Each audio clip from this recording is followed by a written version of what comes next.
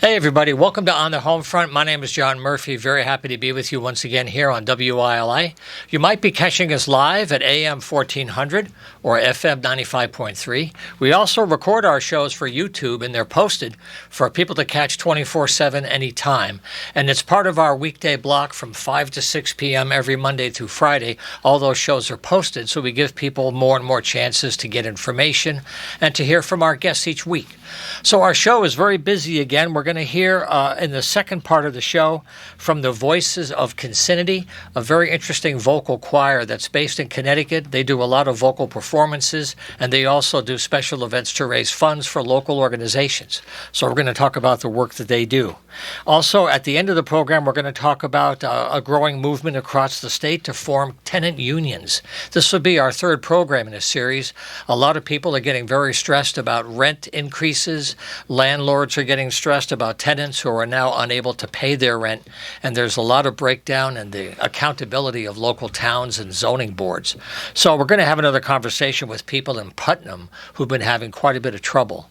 And they formed a tenants union. But that's later.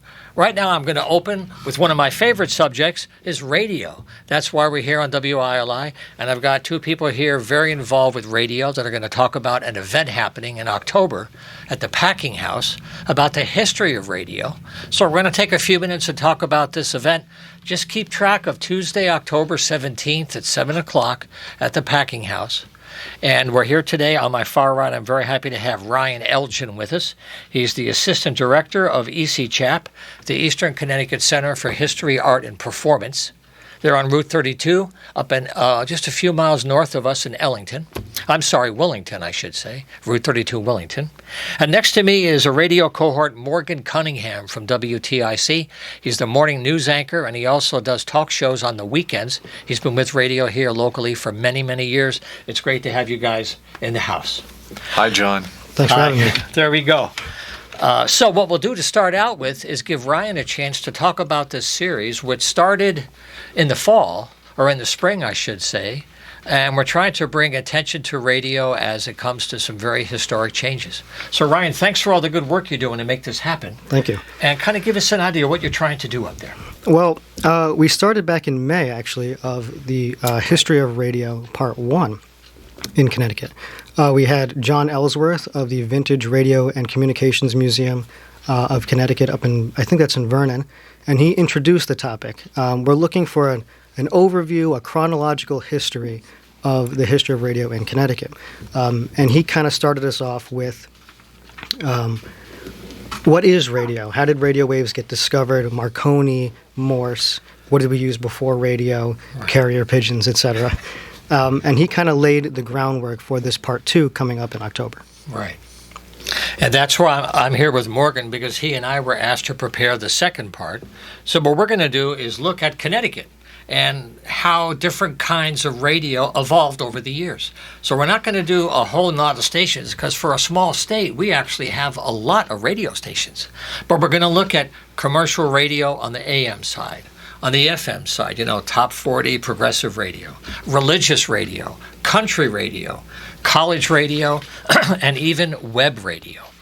So, Morgan, what comes to mind as you're thinking about the panel and trying to tell the story? What's coming to your mind of how we can bring people into this history beyond just listening? I think that people need to know Connecticut has a very rich history when it comes to radio. As you mentioned, people might not necessarily think that when they come to Connecticut. When they think of Connecticut, maybe, pizza comes to mind. We've got great pizza in Connecticut. A lot of people agree on that. A lot of people argue about that. People do argue about that, too. It's a great conversation piece. But I will tell you that there is a lot of radio history here in Connecticut, and what I want to do with this conversation we'll be doing on the 17th, I believe we'll be opening the doors at 6:30 and going live and talking amongst ourselves at about 7 o'clock or so. But what we're going to be doing is focusing more so on how radio's impacted people in Connecticut, different audiences. We could get into some real minutia, John, about who did what, who said what, who got paid what, and all these crazy things involving radio history. But that's not necessarily why we're here. We want to talk about how radio in Connecticut has impacted people, how it's evolved, through society here in Connecticut. I mean, we might talk about some national things, but we'll focus mostly on Connecticut radio. And it has changed a lot. But what a lot of stations in Connecticut are doing today is what they did when they started in the 20s or the 30s, and that is being about local people and local audiences. I can speak for my station, WTIC. We went on the air in 1925, and ever since then, for 98 years, almost 99, we've been talking about news, community issues. We've had local entertainment on, and yes, some things have changed. Obviously, we don't have a studio orchestra anymore, that being a very obvious change, and that's something that we could talk about. Radio stations did have studio orchestras once upon a time. But the overall mission is still the same, and that is being local. And I think that when you look at many stations in Connecticut, that's the overarching similarity between now and their past. And I think it's a big part of the future. Yeah. In fact, when Ryan was talking about the first part of the series, it was almost like history up to 1920. When the idea of a radio station came to be, and then the networks followed a few years later. And that's where radio became the first electronic national medium for the president to address the nation live. Historic things were happening. And then in 1950, around that time, TV came along. It kind of took away a lot of the content from radio. It kind of stole a lot of attention, just the way radio had. So radio survived by localizing, which is what Morgan's talking about. Radio dealt with a challenge when its audience moved to another medium. Well, everyday life goes on. We can talk about your hometown, your local music scene. And all of a sudden, this music comes out, formats, and now stations have real identities. And we have so many formats today, it's overwhelming how many choices people have. So we're looking more at the structural things. What kind of radio? Exactly. And like you said, television came along, and next thing you know, all of the dramas and the entertainment and the skits, things that we would consider now to be the golden age of radio or old-time radio, where people were literally acting out scenes and dramas on broadcast radio. And I mentioned the studio orchestras. That was a big part of it. Huge. Well, by the time television came along, that wasn't necessary anymore. So you saw the rise of top 40 and playing music on the radio come the 1960s. You saw the rise of all news radio stations, one of them being WCBS New York, that comes to mind. But there were a number of those that came up and popped up across the country at that time. So what they were doing was finding out, okay, well, this doesn't work for us anymore, and we need to stay relevant, and so we've got to find out new ways to do so. You mentioned religious radio. That's been popular since day one. Absolutely. And, that hasn't necessarily changed. I mean, you've got prayer services. You have, I was listening to a radio program on a religious station that was talking about money and God and how that was related. And they had a very interesting argument about that. Sure. And so that has been going on for the last 100 plus years. And so there have been a number of different ways that people have made relevant radio all this time. And so we're going to explore that in Connecticut. And another kind of radio that grew up along the same time is college radio, where universities got licenses. And this year in 2023, WHUS Radio at UConn is 100 years old. They went on the air in 1923. WABL was their initial call letters. They had been on before earlier, but that was in the experimental period. So they're a college station with a long history. They'll be at the session as well, because Connecticut has a lot of college stations. Some of them are larger than others, but they're trying to do alternative programming, giving students a chance to practice, to get ready for careers. So it's another way for radio to serve. And then, of course, we have public radio. I have to mention Connecticut Public.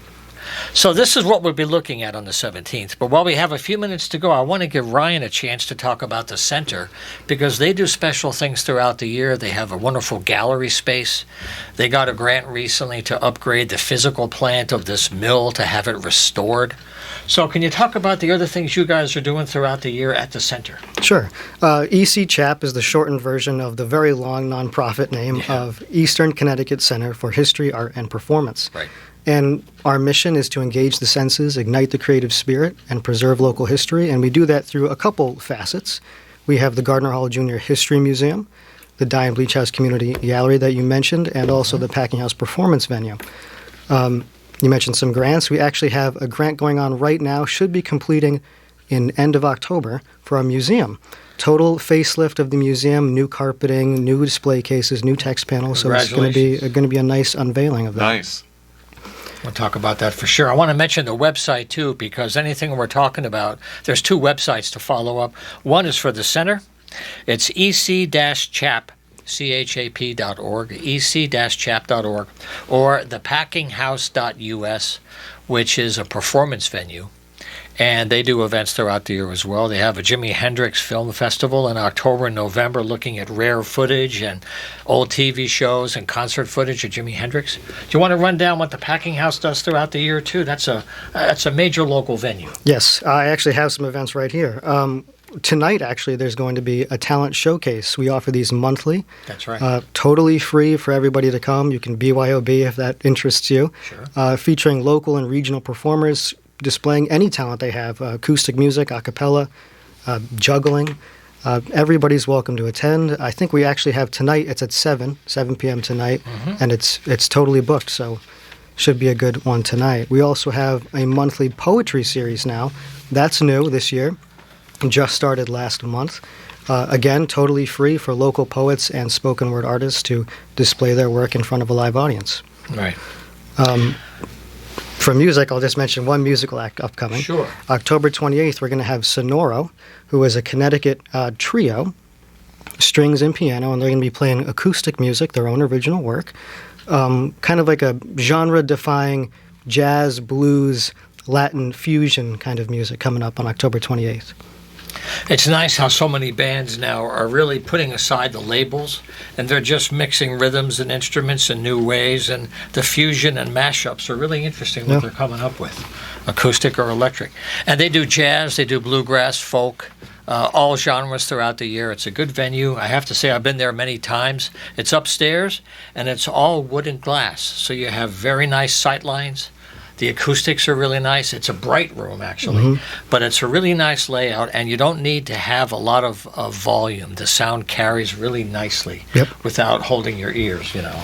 No stacks of Marshalls. Built in 1870, if you can believe it. There you go. Oh, you can see some of the wood restored, too. It's awesome.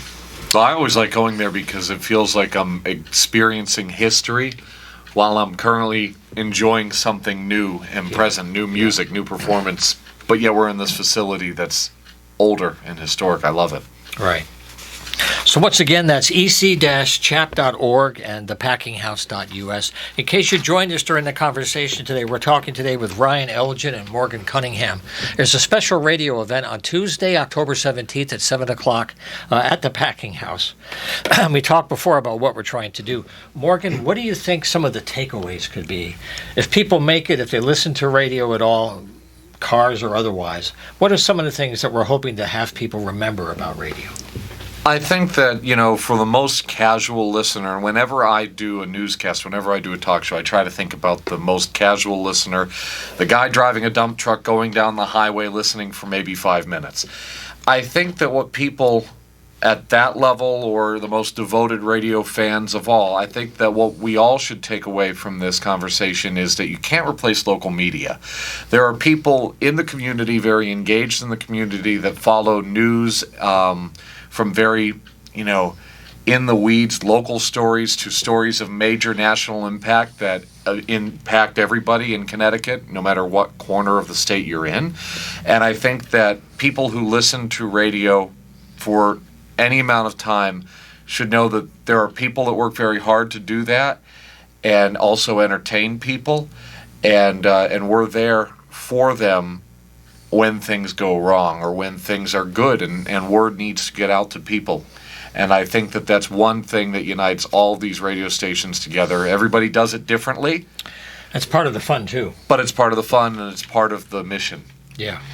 And you know, with so many issues at the national level beginning to affect everyday life, people are looking for solutions, and a lot of them start locally. They grow from the bottom up, not the top down. Exactly. And that's where local media helps people argue peacefully, pro and con, you know, whatever the issues are. It's kind of a safe space. You're an example of this. You're going to be talking about the Putnam Tenants Union. There you go. Who else is going to do that? Yeah. You know, local radio, local media, local newspapers. That's who's going to take that on. Right. So that's kind of what we're looking at for the radio. And then, Ryan's already planning ahead for part 3 to finish the series off later, maybe in the winter sometime. It's the future of radio. Where's radio going? How is radio connecting to the internet and websites and your telephone to adapt to the new technology, still maintain its work, but add to it? And that's kind of where part 3 is going to go, right? Right, yeah. Radio has taken on, it's already expanding out a little bit. There's live streaming now with radio and recordings. Yeah. But also, where can it go to survive and still thrive in a world where, there's a billion niche podcasts out there and different kind of multimedia options for people. So where can radio go from here? That's right. You can travel the world, but you end up in your driveway at the end of the day, in your bed somewhere. That's where radio can really help you out. So thank you guys for the good work you're doing. I hope you have a great turnout, and we'll look forward to seeing you on October 17th, Tuesday at 7 o'clock. See you then, John. Thank you. Thanks a lot. Okay, we'll take a short break and come back. You stay with us here on the Homefront. We'll be right back. Okay, we're back live here on the Homefront. My name is John Murphy. Very happy to have you here. We're on the air live on WILI at 5 to 6 p.m. on Wednesdays. It's live radio. Our programs are videotaped for the WILI YouTube channel, where all the 5 to 6 p.m. shows are recorded and made available. The whole idea is to give our guests as much exposure as we can. I also produce programs on Wednesdays up at the Eastern radio station, WECS, at Eastern Connecticut State University from 12 to 3. Many of these programs are repeated up there on WECS to give our guests extra exposure, and we have time to do more music than we do here. But it's 2 local shows trying to get local stories out. And we do publish information in Neighbors, a wonderful regional magazine, newspaper. I'm sure you see Neighbors. It comes out monthly. It's a great resource. It's online. So if you ever miss a copy, because this is available for free in like 22 towns, thousands of copies all around the region for free. But if you ever miss an issue, it's online, neighborspaper.com, and you can get an archive of all the great articles every month. There's a whole team of volunteers. They write they write about aspects of, community living, their calendars of events. It's a good resource every month. So please check that out, and we also have a listing of our shows. For the last part of our show today, in a few minutes, we're going to focus on the growing movement in Connecticut to get tenant unions organized. There's been a lot of housing stress. People are being hit with very high rents. Landlords are finding many tenants are in financial trouble and can't pay their rents, so it's a bad mix. And so tenants are organizing to protect their interests. So we'll talk about that more with people who are working in Putnam on a really serious problem up there. But I do have some news I want to share with you. Next Saturday, October 14th, is the next Repair Cafe. It's a wonderful movement around the world. It's based, it started in Europe, and the whole idea is don't throw things away, try to fix them first. And the Repair Cafe is where you bring things from your attic, maybe your garage, things that you might throw out, but maybe it's a broken wire or something is loose. And and I know, finding a repair stop is very hard these days. There's so much of a throwaway mentality, we've forgotten what it's like. So 4 times a year, there's a Repair Cafe. Volunteers come from all over to help you fix things for free. And it's at the First Congregational Church, a couple of blocks away from our studio, 199 Valley Street, from 10 to 2 p.m., and again, that's Saturday the 14th, and it's for knives to be sharpened, bicycles, clothing, ceramics, all kinds of things are done every year, and it's all volunteers. So that's on the 14th. I want to make sure to notice that. I got an email from Bruce John. The Breadbox Fall 2023 music series is underway. It starts out October 8th with John Poussette Dart and Jim Chapdelaine, and Mark Manville and Rayanne Richards. The concert series are always Sundays at 4 o'clock at the beautiful sanctuary at St. Paul's Church right there in Willimantic. It starts again on October 8th. The whole series is available.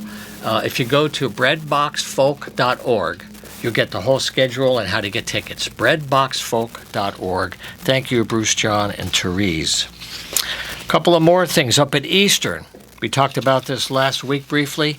There's a great kind of a theater projection program called it's called Blood on a Cat's Neck. It's based on the writings and the cinema of Rainer Werner Fassbinder. and they do projection and theater movement. It's going to be at Eastern, October 12th to the 15th at their Proscenium Theater. So please check out the Arts at Eastern. They have a whole year of events coming our way. So what I'm going to do now is feature some music for a few minutes before we get to our next segment. This is from a local group. They're very good. It's called the Thread City Jazz Trio. And this is Anthony Cornicello, Rick O'Neill, who are both faculty members in the music program at Eastern, as well as Matt Bronson on percussion. Anthony plays piano, and Rick O'Neill is on bass.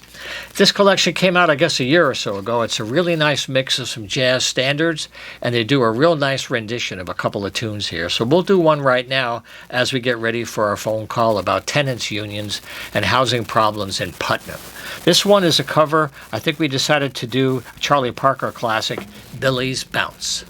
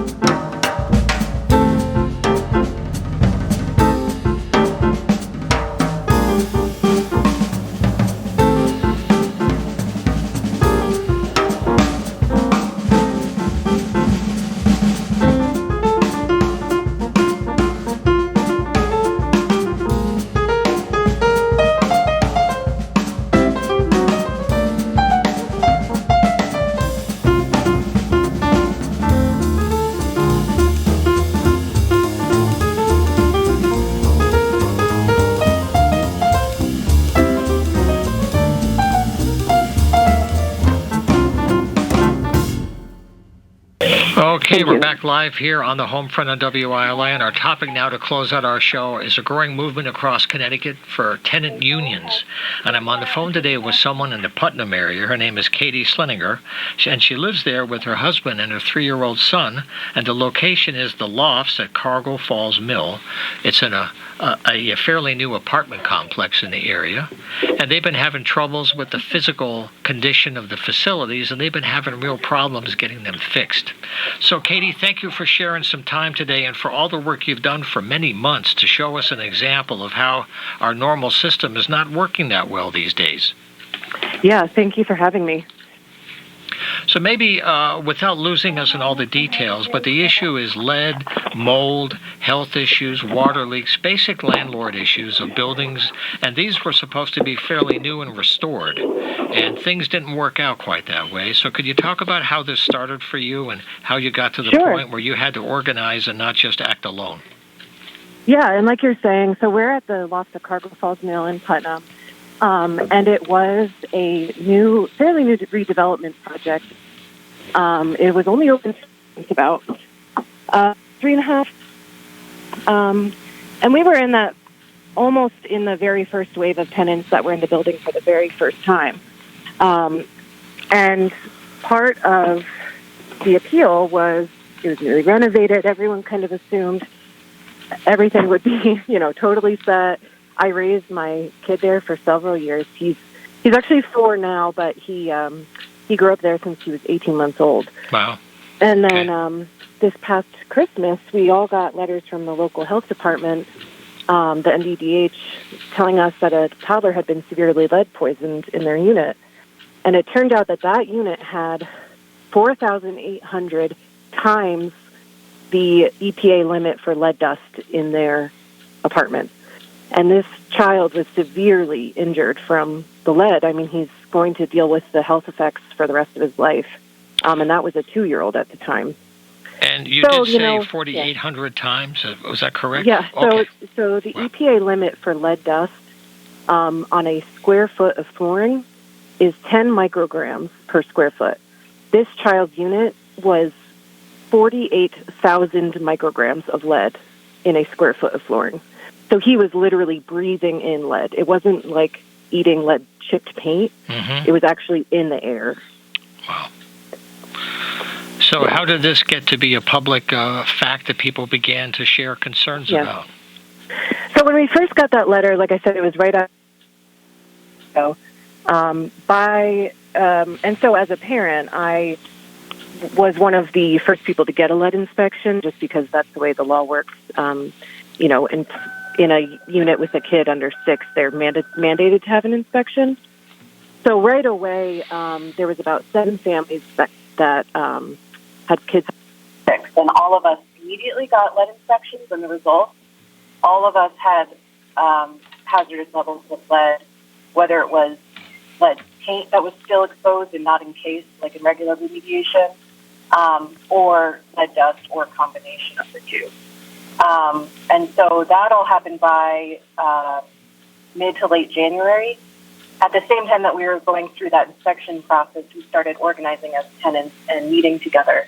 And by the third or fourth week of January, it was still in the month of January, we voted to establish our tenant union. So the question would be, there is a management company. You have a level of ownership, and then you have the people that are hands-on managing the property physically, and that's a company. Right. Can you talk about the relationship between you folks as tenants and then the management company that you normally call with an issue, and then the town government who's supposed to oversee health issues and manage problems? Yeah, so in terms of our actual landlord, she's always been an absentee landlord in the town of Putnam.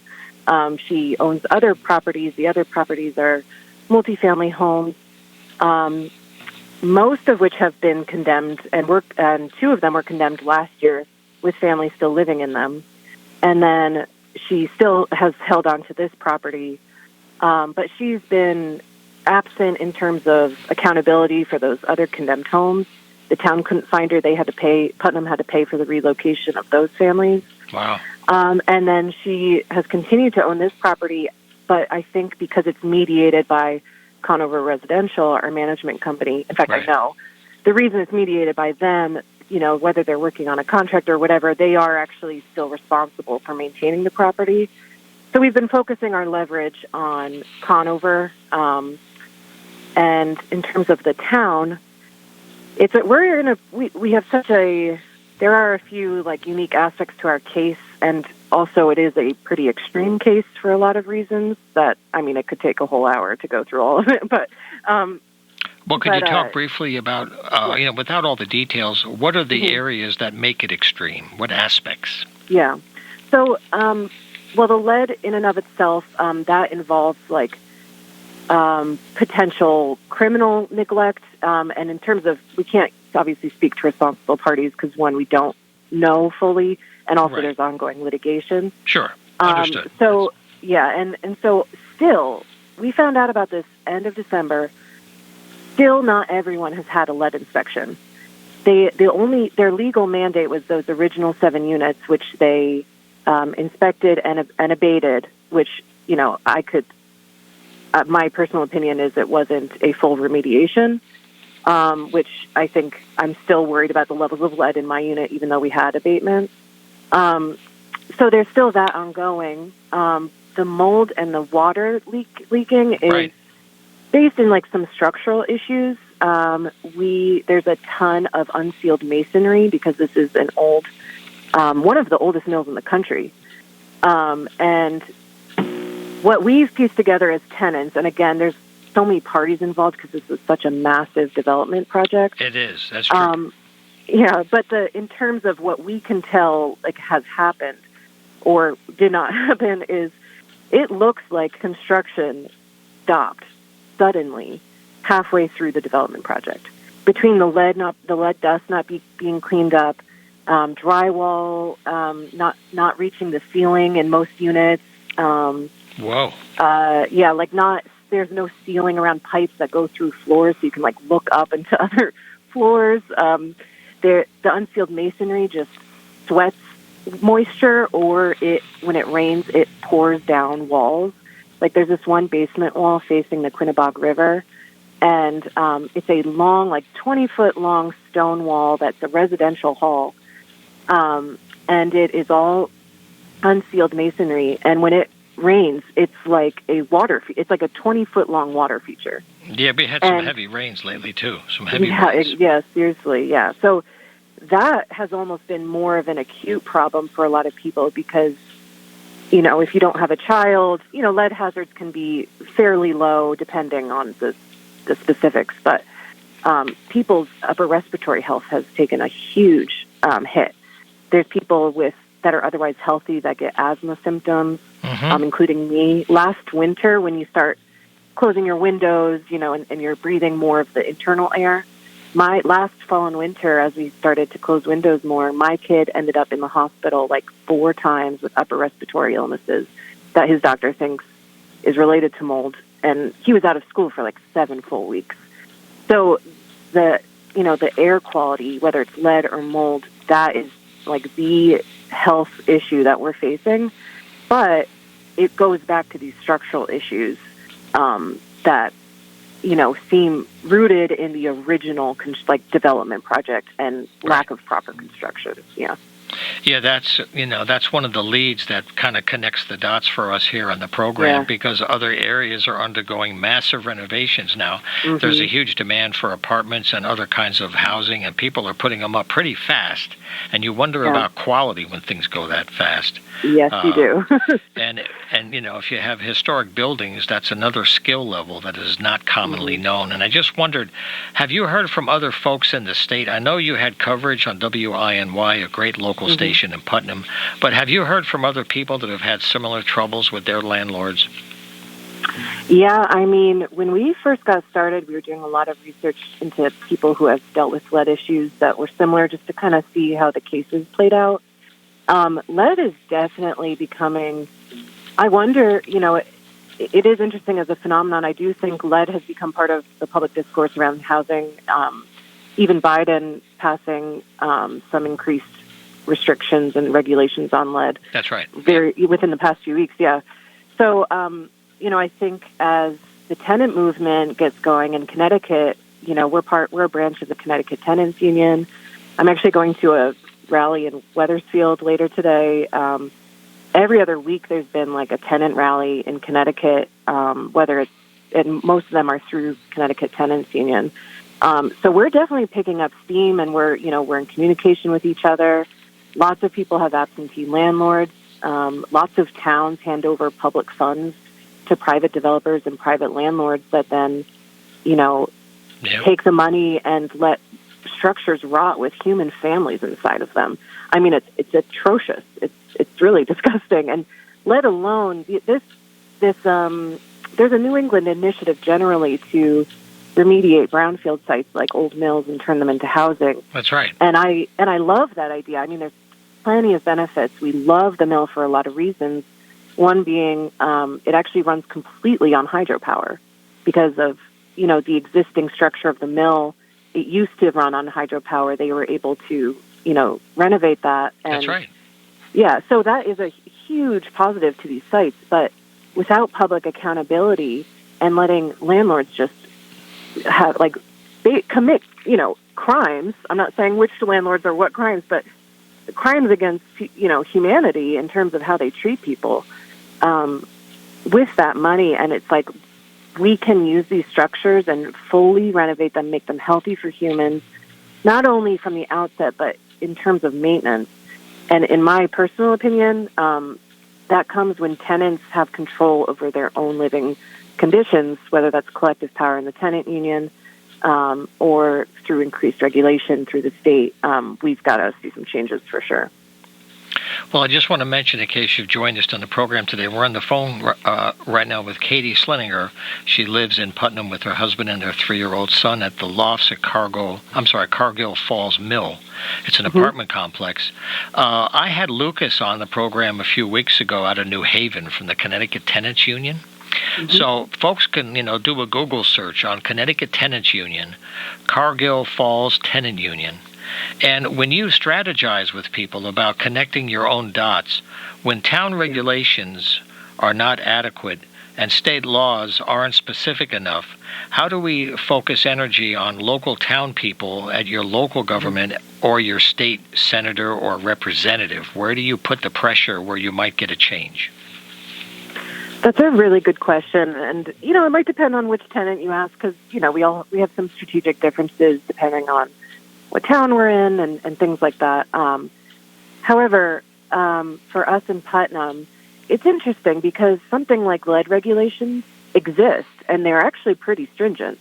But in terms of the process for getting inspections, it's always reactive, right? It's if a kid gets sick, then they will go in and inspect it. And so, for us, we're seeing it's not so much a gap in regulation, which mostly exists. Even molds, the state recently passed regulations. But if you cannot get together with a collective group that's large and can put financial pressure on your landlord, we did a rent strike and managed to get the state to interfere because, we showed that we were willing to work collectively and withhold our rent until the problem was addressed. So for me, I think the power comes and the pressure comes from you first have to have a collective group, and that should be, the tenants in your building or the tenants in your town. And in Putnam, it's for us, we've been attempting to get a code inspection from Putnam since January. Wow. And they've successfully just ignored us. I mean, we go to town meetings. We had the rent strike. We did a public demonstration 3 weeks ago. And because the town, we can't figure out exactly how to get the town to come in because I think what's going on is they're afraid, and it's speculation, that if it is as bad as we know it is, and they have that confirmed, they will probably be financially responsible for either relocating people temporarily or permanently. And anyway, there's like a liability issue involved. And so they've successfully they went silent and they are completely ignoring us. And so we've tried to circumvent them through the state, but because of where we are geographically, right. The Department of Housing has I'm in a state subsidized unit and I can't even get someone from the state to respond to me.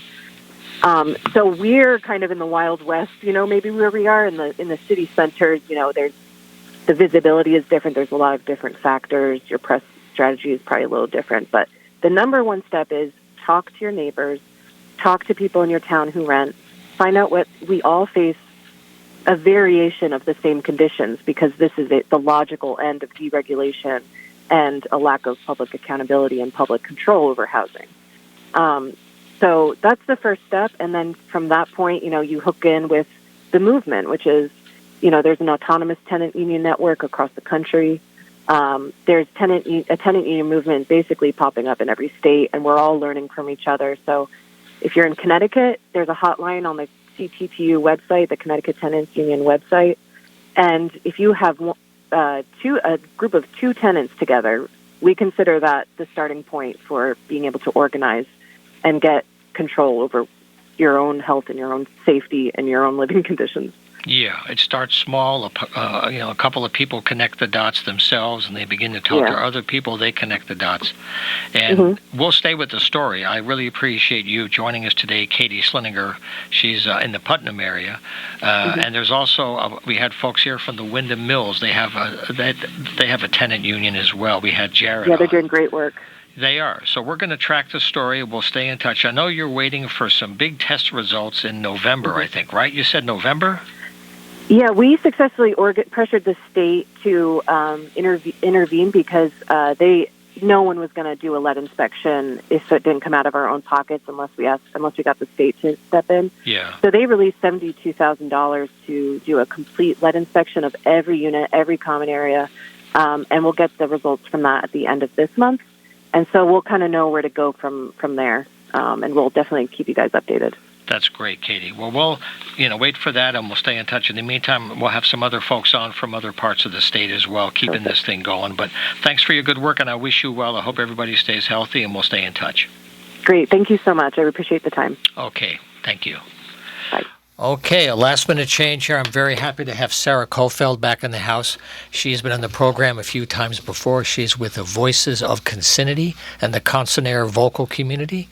They're fantastic vocalists, and they go to different events, outside, inside. They raise funds for organizations, and they all use the voice, and they have a formal professional presentation, and they have community programs, all working with the voice. So, Sarah, I know we're squeezing you in at the last minute today. I'm glad you came by. They have an event coming up on Friday, the 13th. So maybe tell us about your hopes for that night, and that's going to be at the Storrs Congregational Church. Wonderful. Right. Professional choir, Voices of Concinnity, will be singing a performance up at Storrs Congregational Church, like you said, at 7 p.m. And it's a concert called Hearth on Finding Home. And the idea is it is meant to raise funds for Foster Independence Foundation, which is a nonprofit that works in Connecticut to help independent college students. And what that means are students that are facing issues at home, homelessness itself, or foster students. Or foster Families. youth. I guess they're college Foster students, youth. but they're no longer living within the home. So That's right. Also food insecurity, too.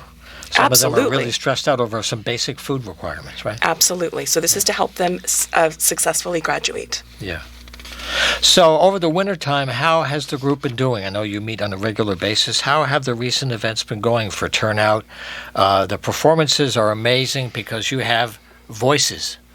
All registers, all together in harmony, outside events, which Sarah talked about, working with outside spaces with no amplifiers. So how is the work going these days? It's going great. We performed at Carnegie Hall. Our Voices of Concinnity performed at Carnegie Hall this past June by ourselves, which was very exciting. And then we just recorded our very first album a couple weeks ago. Congratulations. Thank you. You sent me a track this afternoon, but it was too late for me to get it. But we'll get that music on, though. That'd be wonderful. Yeah, that hasn't been released yet. We're still in the process of getting but we did the recording process. That is already finished. And then we are performing at the Connecticut American Choral Directors Association conference. So this is all the music educators, other choir directors. They have a conference in the fall, and so we're performing for that, and we're also performing for the American Choral Directors Eastern Region Conference later in the year, well, actually at the beginning of next year in March. So those are two really big moves for our professional choir. But our community choruses are doing fantastic. Our kids choir has grown, and so we have teens from 14 to all the way down to 10 that are part of that group. And then we have our smaller group for 6-year-old to 10-year-olds for our Concernaire Youth Choir. And then our soprano, alto, upper voice choir is also doing really well. And we have a concert coming up for that in November called Firelight. And where's that going to be? That's going to be right down the street at St. Mary's. Oh, wonderful. Maybe I'll have you back in November? Yeah, you should. You should. It's an exciting concert about all the music that happens around the fire. What do we? Why did music sort of develop, and why did cultures sing around the campfire? Oh, that's so much of our lost history is, music is something, unless you made it yourself, it wasn't in your life.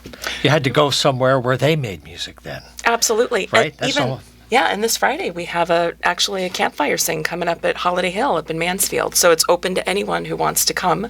But if it doesn't rain, that's our that's our caveat right now. But yeah, we have a lot on our calendar, so we hope folks will come check out our website at consonare-sing.org. Right, consonare-sing.org. They also have a Facebook page, which has also got information to follow as well to track it along. How did you decide what to put on the CD with your history, the different kinds of music you do? How did you decide to put the album together? Well, we were kind of looking at songs that sort of brought peace, comfort, just beautiful music that we've sung over the last 5 years. And so the CD is Awaiting Golden Light. So we have songs that have to do with, the sun, the moon, the stars, all those things that we sort of connect with globally and through humanity. And that's how we kind of picked that music. So we're looking forward to that. We're hoping it'll be released in March. All right. Well, we'll have to have you back in November for the St. Mary's show. Yeah. And maybe we'll have a couple of tracks ready for that. That would be great. So once again, the event that we're talking about today is going to be on Friday, October 13th at 7 p.m. in stores at the Congregational Church. And it's a special theme there. It's also going to be a fundraiser, right? It's a fundraiser to benefit the College Student Fund. You remember the name of the fund that you're helping with? Foster Independence Foundation. Foster Independence Foundation. Okay, well, we'll have more time next time Sarah joins us. We thank you for coming by today. I wish you a good turnout and good work in the season ahead. Thank you so much. Appreciate it. Okay, well, our time flies on the show. We're very glad to share some time with you and Life on the Radio. We'll see you next week for another edition. Take care.